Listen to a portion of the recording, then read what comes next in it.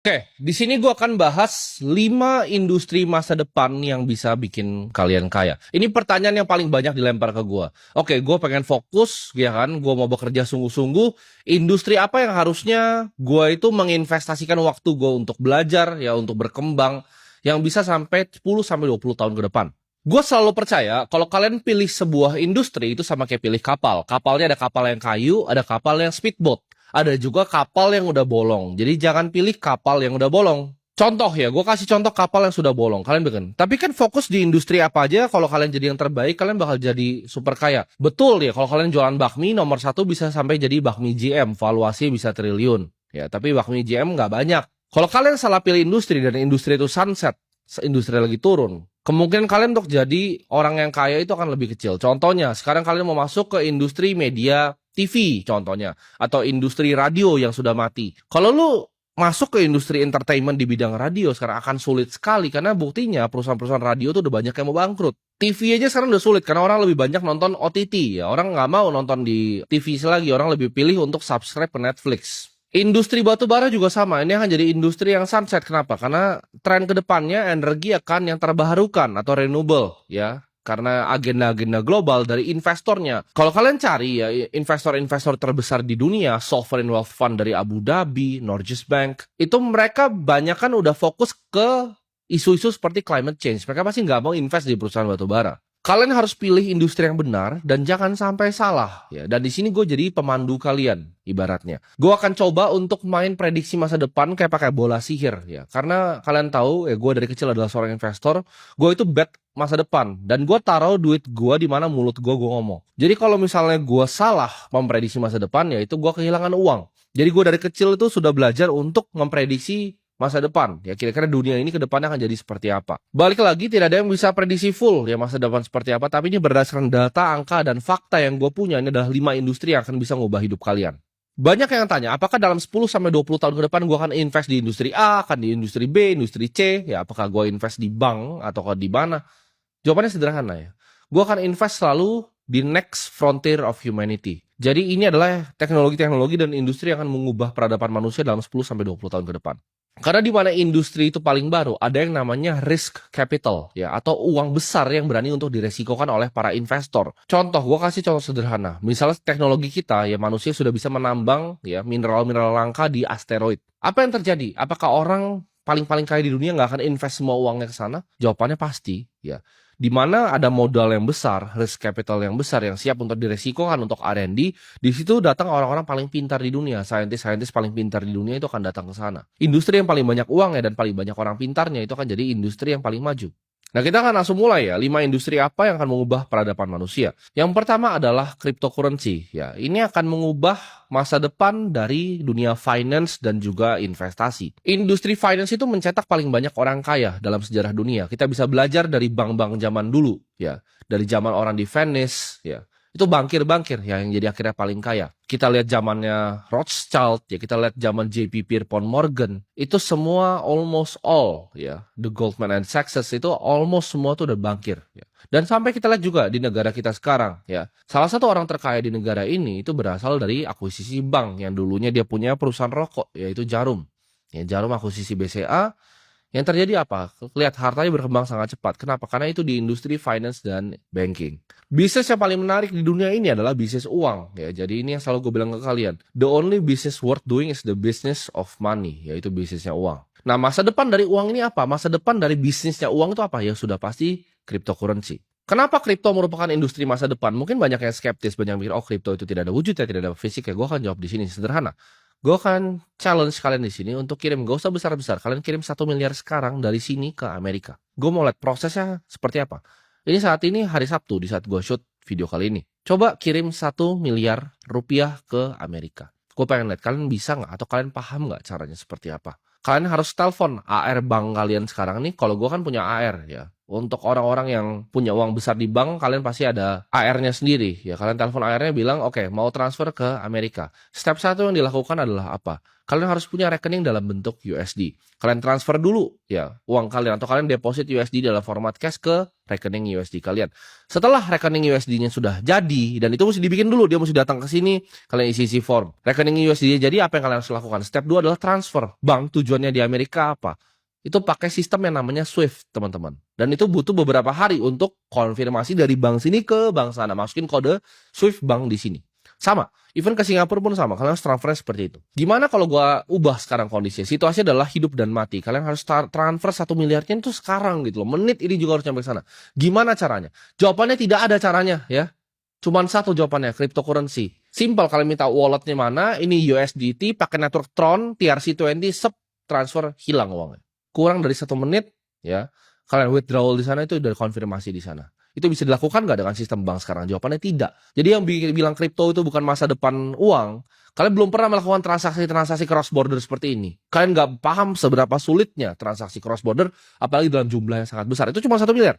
Coba 100 miliar. Apakah bisa pakai sistem tradisional? Sulitnya minta ampun. Percaya gue karena gue sudah pernah melakukan. Jadi itu cuma bisa dilakukan oleh cryptocurrency.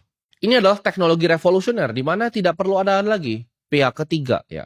Kalian nggak perlu percaya ya ledgernya sebuah bank. Kalian tinggal percaya apa? Blockchain-nya yang transparan, yang kalian bisa lihat sendiri, kalian bisa cari sendiri di Block Explorer-nya. Gue percaya revolusi desentralisasi ini akan jadi tulang punggung finansial di masa depan, industri finansial. Kita lihat juga ya, tren ke depannya. Bank sentral di dunia sudah melakukan yang namanya CBDC ya, Central Bank Digital Currency. Kenapa? Karena itu lebih transparan, lebih cepat, lebih efisien. Dan Indonesia sendiri apakah tidak mikir ke sana? Oh tentu saja, pemerintahan kita sudah mikir dalam format yang namanya Project Garuda. Ini CBDC-nya Indonesia.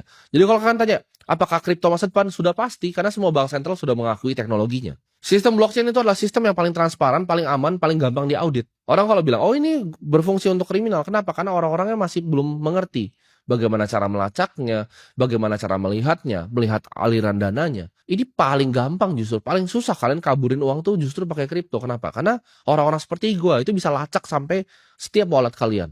Ledger terbuka ini mengurangi banyak sekali human error. Kalian nggak tahu kan beberapa bank ya, bahkan di negara ini itu ada yang dihack. Lalu mereka tambelin pakai profit mereka hasil hacknya. Ini tidak pernah terjadi di dunia blockchain, tidak pernah terjadi di sistemnya Bitcoin. Karena semuanya open audit, transparan, dan setiap running node-nya itu memverifikasi transaksi yang terjadi di jaringannya. Kita lihat tren institusi dan negara. US ya, Donald Trump sudah bikin Bitcoin Act of 2024. Artinya apa? Di 2024 ini Donald Trump akan bikin strategic reserve dalam bentuk Bitcoin. Dan Amerika sendiri, per kita ngomong ini udah pegang 207.000 koin Bitcoin. Jadi kalau kalian masih ngerasa, oh ini bukan masa depan, Amerika sudah, El Salvador sudah, Argentina sudah, Bhutan sudah. Jadi banyak negara yang akan berebutan untuk beli Bitcoin ini. Gue percaya bahwa kripto kan ada subsektor ya. Contohnya DeFi, Decentralized Finance. Ini akan mengubah gimana caranya sistem lending ya. Sistem lending dan perbankan akan diubah di DeFi ini. Dan juga dari segi DAO ya, Decentralized Autonomous Organization. Ini akan mengubah bagaimana caranya organisasi di internet itu bekerja. Sistem votingnya ya. Ini akan berubah semua. Kedepannya ya, teknologi yang gue akan bahas industri kedua yaitu AI. Ini akan merubah semuanya jadi fake ya. Muka gue akan bisa jadi fake. Dan kripto akan bisa memverifikasi semuanya. Cryptocurrency akan mengubah semua cara tatanan dunia bekerja ya, inklusivitas. Orang di Afrika bisa transfer cepat. Mereka yang punya currency lemah di Nigeria, mereka bisa punya USD dalam format crypto USDT. Ini akan mengubah banyak sekali ya, inklusivitas, efisiensi transaksi. Ini akan mengubah semuanya dalam waktu 2030. Jadi kalau kalian tanya, apakah Timothy berinvestasi ke bank? Tidak, karena gue percaya kripto ini akan membantai semua bank yang ada. Teknologi itu bagaikan badai, ini nggak bisa kalian stop. Ini tsunami. Kalian tidak bisa stop pertumbuhan cryptocurrency. Dan gak lama lagi di 2030 ini akan mengubah semuanya ya. Jadi sistem blockchain, sistem public ledger ini akan mengubah semua cara kita bertransaksi di dunia finance dan investasi. Pegang omongan gua, sekarang 2024 sudah mau berakhir, 2030 gak lama. Ya ini akan mengubah semuanya. Jadi kalian harus pelajari industri ini ya. Kripto ini industri paling penting untuk kalian pelajari. Regardless kalian mau kerjain yang nomor 2, 3, 4, atau 5 nanti ke depannya. Kalian tetap harus pelajari ini karena ini akan jadi tempat di mana kalian akan naruh duit kalian, tempat di mana kalian akan berinvestasi. Jadi regardless industri kalian apapun, harus belajar kripto. Industri kedua adalah artificial intelligence atau AI. Kita lihat zaman sekarang, di mana otomatisasi itu udah di mana-mana ya. Pekerjaan-pekerjaan yang repetitif itu akan jadi yang pertama untuk diganti. Contoh pekerjaan yang paling cepat akan diganti dalam waktu mungkin 2 sampai 3 tahun ke depan ketika language modelnya sudah lebih advance lagi dari GPT 4.0 sekarang dan juga Claude 3,5 Sone ini. Satu adalah data entry. Jadi entry-entry data ya, data clerk yang kalian bisa lihat bekerja yang input data di Excel itu pasti kalian sudah binasa. Jadi kalau kalian belajar skill data entry, lupakan ya. Stop pelajari skillnya karena itu skill nggak penting dan akan hilang dalam waktu 2 tahun. Kedepannya pabrik juga akan hilang. Pabrik itu mungkin 10 sampai 20 tahun ke depan akan hilang ya. Jadi orang yang linting-linting rokok, orang yang ngejahit itu akan hilang semua dan digantikan oleh humanoid robot. Robot yang berbentuk manusia. Kenapa? Karena mereka nggak akan demo, ya. Mereka nggak akan marah-marah, mereka nggak minta jam istirahat, mereka nggak minta naik gaji dan mereka bahkan nggak digaji. Mereka cuma dibeli dan nggak perlu digaji. Ini akan meningkatkan efektivitas dan efisiensi perusahaan ya ketika pekerjaan-pekerjaan seperti data entry dan juga pekerjaan yang repetitif seperti menjahit atau ngelinting rokok itu akan hilang semuanya. AI akan juga merevolusi industri dalam segi membuat keputusan atau decision making. Kenapa seperti ini? Karena mereka punya data set yang sangat besar dan ketika data ini digunakan, AI bisa membuat keputusan yang jauh lebih cepat dari manusia. Pattern recognition mereka akan lebih cepat dari manusia. Contohnya, pekerjaan seperti auditor finansial akan hilang. Pekerjaan seperti analis finansial akan hilang. Karena mereka bisa analisa pattern lebih cepat dari manusia analisa pattern. Jadi, pekerjaan-pekerjaan yang bisa dilakukan dengan pattern recognition dengan dataset yang besar, ini akan dikalahkan oleh AI. Personalisasi itu juga akan direvolusi. Dari bidang apa? Entertainment, edukasi. Mungkin ya, nanti nextnya ada Raffi Ahmad versi perempuan dalam bentuk AI. Ya, gayanya kayak Raffi Ahmad tapi versinya perempuan. Mungkin ada yang lebih suka nonton yang seperti itu. Jadi personalisasi, sangat personal. Edukasi pun ntar akan berubah, akan lebih seperti game ya, gamification. Dimana anak kecil tuh kalau main game itu nggak perlu dipaksa untuk main game. Mereka akan main dari pagi sampai malam. Nextnya edukasi akan seperti itu ya. Akan sangat gamified ya, gamification. Dan ini akan sangat personalized berdasarkan anaknya belajarnya cepatnya di mana. Oh, anaknya suka matematika. AI-nya akan tahu dan dia akan bikin game yang sesuai dengan anak itu kemauan. Nah ini ide bisnis yang sangat cemerlang. Kalau ada para engineer AI di sana yang denger ini, kalau kalian bikin itu kalian bisa akan jadi billionaire ke depannya. Ya. Personalisasi edukasi. Nah ini idenya gue kasih banyak di sini gratis ya. Jadi ini adalah forecastan masa depan gue karena gue sebagai seorang investor gue harus tahu sektor mana yang akan gue lempar duit nanti ke depannya. Dan ini yang gue berhasil mapping. Jadi dunia itu udah gue mapping. Dalam 5 sampai 10 tahun ke depan akan seperti apa. AI juga ke depannya akan mengubah banyak divisi research and development di mana dia akan jauh lebih pintar dari kita dan ketika sudah nyampe artificial general intelligence atau AGI, ini akan banyak membantu sekali ya. Industri semua yang tadi dari industri kripto dan industri yang gua 3, 4, 5 yang gua omongin tadi, ini akan banyak banget intertwine sama industri AI. Ini akan memberikan breakthrough yang luar biasa ya di bidang fisika, di bidang matematika, di bidang teknologi ya, di bidang mungkin nanti ke depannya aerospace engineering. Kita akan masuk ke industri yang ketiga, ya, yaitu space exploration. Ini adalah industri eksplorasi luar angkasa. Mungkin kalian mikir, ini Timothy mungkin kebanyakan nonton Star Trek pas kecil. Ya, mungkin ada benernya ya. Gue banyak sekali dulu suka nonton film science fiction. Dan gue sangat terobsesi ya dengan buku-buku science fiction juga. Seperti Hitchhiker Guide to Galaxy, ya gue suka banget film Dune ya kalau teman-teman tahu. Karena gue suka untuk berimajinasi akan masa depan manusia yang sempurna itu seperti apa. Jadi space exploration ini akan jadi industri yang luar biasa besar ke depannya. Ini akan jadi industri multi-trillion US dollar dalam waktu 15 sampai 20 tahun ke depan. Buat kalian teman-teman yang mungkin mau ngambil kuliah di bidang aerospace engineering, ini adalah saatnya ya. Ini akan jadi industri yang paling banyak memberikan scientific discovery ke ras manusia. Ini akan membuka banyak sekali ya dari ilmu tentang sistem planetari sampai berbagai macam fenomena kosmik yang kita zaman dulu kita belum bisa awasi, belum bisa kita lihat, belum bisa kita pelajari. Ini industri yang kedepannya kita nggak tahu apa yang akan terjadi di bumi ini, di bawah matahari ini. Tapi mungkin bumi suatu saat kenapa-napa, ini akan jadi industri yang menyelamatkan ras manusia. Eksplorasi keluar atau kolonisasi seperti yang mau dilakukan Elon Musk lewat SpaceX-nya di Mars, ini akan jadi breakthrough untuk manusia, di mana manusia pertama kali nanti punya backup tempat tinggal.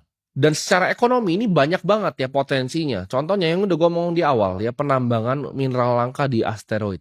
Mineral-mineral yang jarang ada di sini ya, banyak sekali ya di asteroid sana. Ketika ini space exploration industry sudah matang, ini akan banyak ya tambang menambang asteroid. Bahkan di planet-planet lain. Kita akan juga lihat industri perkembangan yaitu space tourism ya. Jadi tourism untuk keluar angkasa. Jadi kita nggak cuma ke Bali ya, nggak cuma ke Dubai, tapi keluar angkasa. Ini udah dimulai ya lewat perusahaan-perusahaan seperti Virgin Galactic dan kedepannya akan banyak sekali perusahaan-perusahaan yang akan berkecimpung di bidang turisme space ini. Dan ini industri yang paling dilombakan oleh orang-orang paling kaya di dunia, ya, yaitu Elon Musk dengan SpaceX-nya dan juga Jeff Bezos dengan Blue Origin-nya. Industri keempat, ya menurut gue adalah industri biotech. Ini adalah industri longevity, ya, yang akan juga bikin manusia nanti hidup bisa lebih lama. Perkembangan di sektor healthcare ini, ya, banyak sekali, ya, seperti gene editing, yaitu CRISPR, ini akan nanti bisa banyak sekali manfaatnya untuk manusia. Jadi nanti anak kamu lahir, ya mungkin 20 tahun lagi, 15 tahun lagi, dengan teknologi seperti CRISPR, kamu bisa pilih. Matanya mau warna biru, rambutnya mau lurus atau mau rambutnya gimbal, kulitnya mau warna putih atau warna hitam, itu udah bisa dilakukan sekarang dengan teknologi yang namanya CRISPR. Perkembangan di bidang imunoterapi dan kedepannya mungkin suatu saat nanti dengan revolusi dari biotech ini, penyakit-penyakit yang zaman dulu tidak bisa disembuhkan seperti cancer kedepannya akan bisa disembuhkan. Pangan juga gue melihat akan jadi masalah yang besar, ya, dan secara kedepannya banyak manusia nanti nggak akan bisa makan lagi. Kayak gue udah bilang kan, kelas menengah akan hilang dan segala macam. Masalah pangan ini akan jadi masalah yang luar biasa dan biotech ini salah satu solusinya. Teknologi-teknologi seperti GMO, ya, genetically modified organism, ini akan juga merevolusi industri pangan, ya, ketahanan pangan secara global. Sudah banyak sekali kita lihat teknologi-teknologi seperti lab grown meat, ya, jadi nggak harus dari sapi asli tapi ditumbuhkan dagingnya itu di lab. Ini teknologi yang akan menyelesaikan masalah pangan ke depannya. Mungkin sekarang belum sempurna, tapi kita nggak tahu perkembangannya 10-15 tahun lagi. Kita juga lihat, ya, regenerative medicine seperti stem cell ini ke depannya banyak inovasi-inovasi baru dan anti-aging terapi yang bikin manusia itu umurnya lebih panjang nanti ke depannya. Ini akan jadi industri penting, ya, untuk kelangsungan hidup manusia dan juga longevity dari ras manusia. Dan industri yang terakhir adalah industri renewable energy atau energi yang terbarukan. Kita tahu lampu yang nyala di sini, yang di kantor gue tuh lampu nyala di belakang, itu 40% di dunia itu menggunakan batu bara. Kita itu dalam mengolah energi itu masih sangat sederhana. Batu bara dipanasin, ya, uap, muter turbin. Cuman itu yang kita bisa lakukan, ya, dari zaman dulu. Dan industri-industri terbarukan, ya, kalau seperti fossil fuel kan bisa habis. Tapi industri seperti hydro, seperti tenaga angin, ya, tenaga geothermal, ini selamanya. Ya, ini tidak akan pernah habis. Dan ini akan jadi industri jagoan untuk mengurangi global warming ke depannya. Dan kemajuan di bidang renewable ini bisa bikin manusia itu satu langkah lebih dekat ke tipe 1 civilization dalam skala Kardashev. Kardashev scale ini adalah sebuah framework untuk mengukur kemajuan manusia dari jumlah konsumsi energi yang dilakukan dengan civilization-nya. Energi renewable ini akan improve quality of life kita, ya, dari polusi udara, polusi air juga akan berkurang dan energi yang dipakai bisa juga jadi lebih banyak. Jadi selain 5 industri ini, gua rasa nggak akan banyak yang gua sentuh lagi, ya, ke depannya dalam 15-20 tahun ke depan. Karena, ya, I make my money betting on this kind of things, ya. Jadi kalau AI itu gua bisa bet di mana, contohnya perusahaan-perusahaan semiconductor, perusahaan-perusahaan yang bikin, ya, seperti Nvidia. Ini bisa jadi perusahaan-perusahaan multi-triliun ke depannya yang akan mendorong umat manusia, ya. Nanti space exploration tuh banyak sekali. Perusahaan-perusahaan seperti SpaceX nanti ketika listed itu bisa diinvestasikan. Atau nanti cari perusahaan-perusahaan baru yang akan emerging di India. Ya, biotech juga sudah banyak sekali perusahaan-perusahaannya. Dan juga renewable energy, banyak sekali perusahaan-perusahaannya. Jadi ini akan jadi sektor area investasi gue. Jadi saran gue, untuk kalian yang sekarang lagi belajar accounting, belajarlah kripto.